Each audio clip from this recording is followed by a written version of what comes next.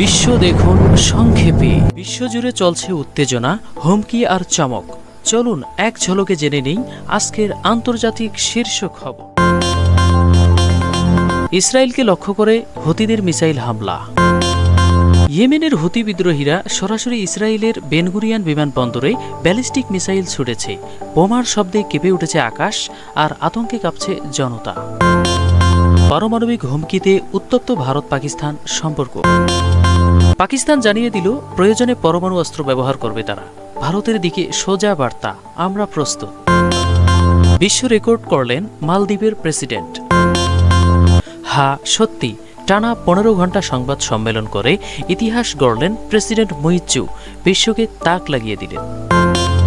ভারতে সামরিক তথ্য পাচার, গ্রেফতার 2। গোপন তথ্য পাচার করে পাকিস্তান পাঠানোর অভিযোগে ধরা পড়ল 2 ভারতীয়। শুরু হয়েছে জিজ্ঞাসাবাদ। সৌদি আরবে মৃত্যুদণ্ড কার্যকর 100 জনের। সন্ত্রাসবাদের অভিযোগে এই বছরেই মৃত্যুদণ্ড কার্যকর করা হয়েছে 100 জনের। সৌদি সরকারের কঠোর বার্তা। অস্ট্রেলিয়ার নির্বাচনে আবারও আলবানিস। জনগণের সমর্থনে ভর করে আবারও ক্ষমতায় ফিরলেন অ্যান্থনিও আলবানিস। নতুন অধ্যায় শুরু অস্ট্রেলিয়ায়।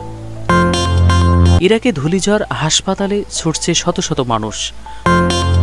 ঘূর্ণিঝড়ে অন্ধকার হয়ে গেছে আকাশ, শ্বাসকষ্টে অসুস্থ হয়ে পড়েছে শত শত মানুষ।